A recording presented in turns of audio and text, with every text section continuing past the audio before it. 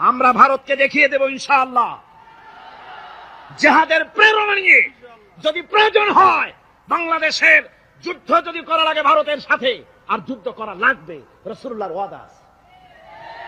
কার ওয়াদা?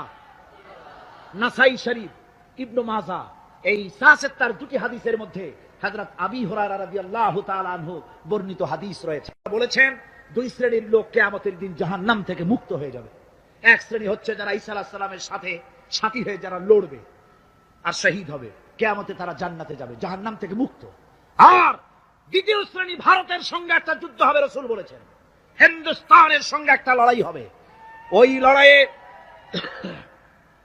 লড়াইয়ে যারা শহীদ হবে রাসূলুল্লাহ বলেছেন কিয়ামতের দিন জাহান্নাম থেকে আল্লাহ মুক্ত করে দেবে। বর্তমান পৃথিবীর নিকৃষ্ট মানব সন্তান ভারতের প্রধানমন্ত্রী মানুষ না, এটা একটি শয়তান। পৃথিবীর ইতিহাসকে কলঙ্কিত করেছে। আজ পর্যন্ত পৃথিবীতে কোথাও মসজিদ ভাঙা হয়েছে এর কোনো ইতিহাস নয়। আর ভারতের বেয়াদব সরকার দিল্লিতে, মিরাটে, কলকাতায়, বোম্বে, মাদ্রাস, গোটা ভারতে সাম্প্রদায়িক দাঙ্গা দিয়ে ডুবিয়ে ফেলেছে। মুসলমানেরা আজকে তা সেখানে এতিম অবস্থায় পড়ে আছে। একটা সরকার এই দৃশ্য দেখতে পারে? মানুষের কোনো মর্যাদা তোমার কাছে নাই। অত্যন্ত জরুরি জরুরি কথা আছে, সে কথাগুলি আমাদের শুনতে হবে। যেহেতু এই মাহফিলের পর আবার আপনাদের সামনে কথা বলতে পারবো এর কোনো গ্যারান্টি নাই। আছে নাকি কোনো গ্যারান্টি নাই? সুতরাং বসতে হবে, কেউ দাঁড়াবে না। টেলিভিশনের ভিতরে নাটকের মাধ্যমে ইসলামকে অসম্মান করা হচ্ছে, মুসলমানদের দাড়িকে অসম্মানিত করা হচ্ছে, টুপিকে অসম্মানিত করা হচ্ছে। তারপরে সিনেমার ভিতরে, গানের মধ্যে ইসলামকে অপমানিত করা হচ্ছে, যার কারণে এর বিরুদ্ধে জাতি সোচ্চার না হওয়ার কারণে আস্তে আস্তে মুসলমানদের ঈমান কমে যাচ্ছে। বাতিল শক্তিশালী হচ্ছে, বাতিল শক্তিশালী হয়ে আক্রমণ করছে। আপনারা বলেন ভারতের কি ক্ষমতা মসজিদ ভেঙে দেয়? এই পৃথিবী কি মুসলমান কম? জোরে বলেন, মুসলমান কম? তাহলে ভারতের বাবরি মসজিদ তারা ভাঙলো কি করে? সাহস পেল কোথায়? সাহস পেয়েছে আমরা আমাদের ঐক্য বিনষ্ট করেছি, আমাদের ঐক্য ভেঙে ফেলেছি। আমরা একজন আর একজনকে গালি দেই, মুসলমান না বলে গালি দেওয়া হয়। পরস্পরের মহব্বত নাই, স্বীকৃতি নাই, শ্রদ্ধা নাই, ঐক্যবদ্ধভাবে আমরা নাই। আমরা আমাদের চরিত্র নাই, চরিত্র নষ্ট করেছি। ফলে তারা বুঝতে পেরেছে এই মুসলমান সেই মুসলমান নয় যারা জীবনের চাইতে মৃত্যুকে বেশি ভালোবাসত, যাদের চরিত্র ছিল উন্নত। এরা সেই জাতিরা, এরা মিথ্যা কথা বলে, এরা জুয়া খেলে, এরা মদ খায়, এরা জিনা করে, এরা বদমাশি করে। এদের সেই চরিত্র নাই যেই চরিত্রের বলে আমাদের অপকর্মের মোকাবেলা করতে পারে। এই বিশ্বাস নিয়ে তারা তা বাবরি মসজিদের উপরে হামলা করেছে। বাবরি মসজিদ ভাঙলো। মসজিদের উপরে যখন শাবল মারা হচ্ছিল, কেবল নিউজ নেটওয়ার্কের মাধ্যমে আমরা এই দৃশ্য দেখেছি, টেলিভিশনের পর্দায় দেখেছি শাবল মারা হচ্ছে।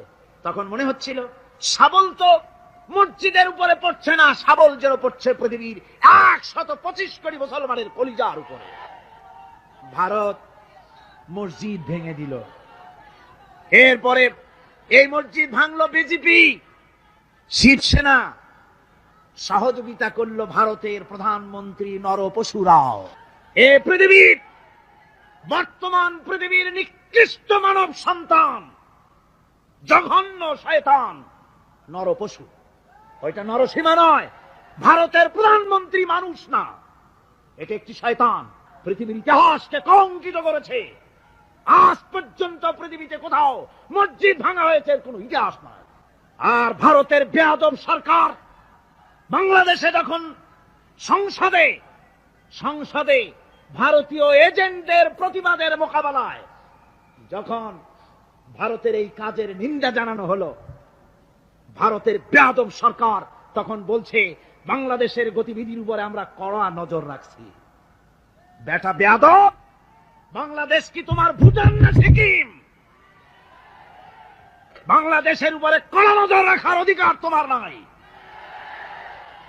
এই পৃথিবীতে বাংলাদেশের সবচাইতে বড় দুশ্মন ভারত। সবচাইতে বড় দুশ্মন কে?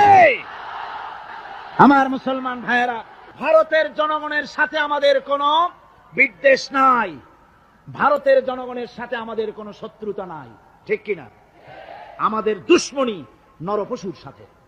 তুমি একটা সরকার, তোমার হাতে রয়েছে সেনাবাহিনী, তোমার সাথে বিএসএফ, তোমার হাতে ল্যান্ড ফোর্স, এয়ার ফোর্স, সব বাহিনী তোমার হাতে। মসজিদ ভাঙে চোখের সামনে, তোমার বাহিনীর লোকেরা অস্ত্র নিয়ে দাঁড়িয়ে থাকে, একটা ফাঁকা গুলিও করলো না। করছে একটা ফাঁকা গুলি? মুসলমানেরা প্রতিবাদ করলো, সেই প্রতিবাদের মুখে মুসলমানদেরকে গুলি করে করে মারা হলো। কারফিউ দিয়ে পুলিশেরা মুসলমানদের ঘরে ঢুকে মুসলমানদেরকে বের করে এনে বেয়নেট চার্জ করে শহীদ করে দিয়েছে। দিল্লিতে, মিরাটে, কলকাতায়, বোম্বে, মাদ্রাস, গোটা ভারতে সাম্প্রদায়িক দাঙ্গা দিয়ে ডুবিয়ে ফেলেছে। মুসলমানেরা আজকে তার সেখানে এতিম অবস্থায় পড়ে আছে। একটা সরকার এই দৃশ্য দেখতে পারে? মানুষের কোনো মর্যাদা তোমার কাছে নাই? আরো বাংলাদেশের উপরে কড়া নজর রাখবা। 1971-এর বাংলাদেশ এখন না, 93-এর বাংলাদেশ। তোমার গোলামেরা দেশ শাসন করে না, এদেশে 11.5 কোটি মুসলমান বাস করে। আমরা ভারতকে দেখিয়ে দেব ইনশাআল্লাহ, জিহাদের প্রেরণা নিয়ে যদি প্রয়োজন হয় বাংলাদেশের যুদ্ধ যদি করা লাগে ভারতের সাথে, আর যুদ্ধ করা লাগবে। রাসূলুল্লাহর ওয়াদা। কার ওয়াদা?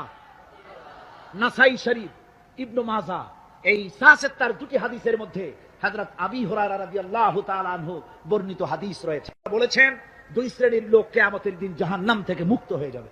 এক শ্রেণী হচ্ছে যারা ঈসা আলাইহিস সালামের সাথে সাথী হয়ে যারা লড়বে আর শহীদ হবে, কিয়ামতে তারা জান্নাতে যাবে, জাহান্নাম থেকে মুক্ত।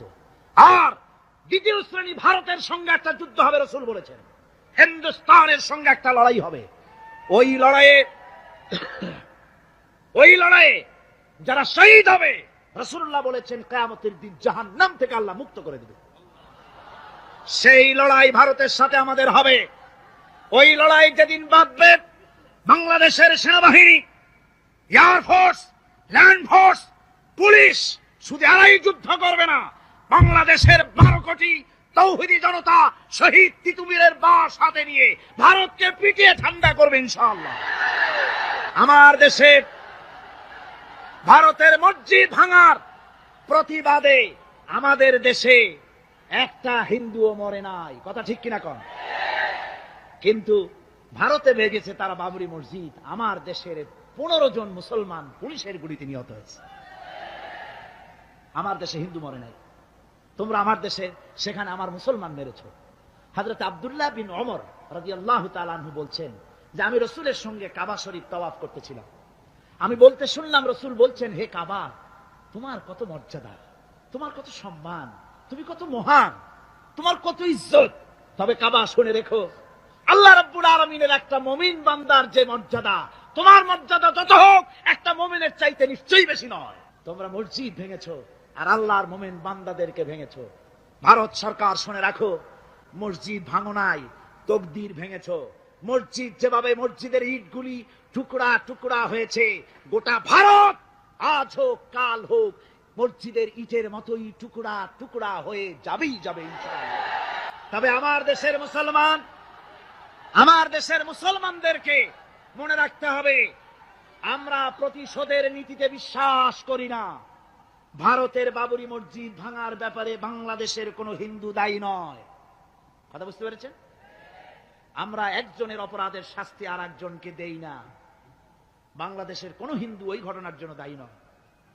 আমাদের দেশে মন্দির 2-4টা ভেঙেছে, আমরা খবর নিয়েছি। এই মন্দিরগুলি মুসলমানেরা ভাঙে না, এই মন্দিরগুলি ভারতের এজেন্টদের উস্কানিতে হিন্দুরা নিজেরা ভেঙেছে, মুসলমানেরা ভাঙে না। ভারতীয় দালালেরা বাংলাদেশের সারা পৃথিবীতে সাম্প্রদায়িক সম্প্রীতির ভাব মূর্তিকে ক্ষুণ্ণ করার জন্য এই কাজ তারা করেছে। নরসিংদীতে, আরে মিয়া থামো না, নরসিংদীতে সেখানে দেখা গেছে গভীর রাত্রে কাপড়ের দোকানদার হিন্দু ঘরের সমস্ত কাপড় চোপড় সরাইয়া নিজের দোকানে আগুন দিতে গিয়েছে, পুলিশ তখন তারে ধরেছে। ভারতের 5-8 গোলামেরা হিন্দুদের দিয়ে এই কাজগুলি করাইছে, কোন মুসলমান মন্দির ভাঙে নাই। বাংলাদেশ গোটা বিশ্বের বুকে সাম্প্রদায়িক সম্প্রীতির সহস্র বছরের উজ্জ্বল দৃষ্টান্ত। আলহামদুলিল্লাহ পড়ে। তার কারণ হচ্ছে আল্লাহর নবী বলেছেন সংখ্যালঘু মুসলিম এলাকায়, সংখ্যাগরিষ্ঠ মুসলিম এলাকায় সংখ্যালঘু অমুসলিম যারা, তারা হতেছে পবিত্র আমানত। ওই আমানতের কেউ যদি খেয়ানত করে, অর্থাৎ অমুসলিমদের উপরে যদি কেউ অত্যাচার করে, তাহলে আমি নবী মুহাম্মদুর রাসূলুল্লাহ সাল্লাল্লাহু আলাইহি ওয়াসাল্লাম কিয়ামতের দিন আল্লাহর দরবারে মুসলমানদের বিরুদ্ধে মামলা দায়ের করব। এই জন্য আমরা সবচাইতে পরধর্ম সহিষ্ণু জাত।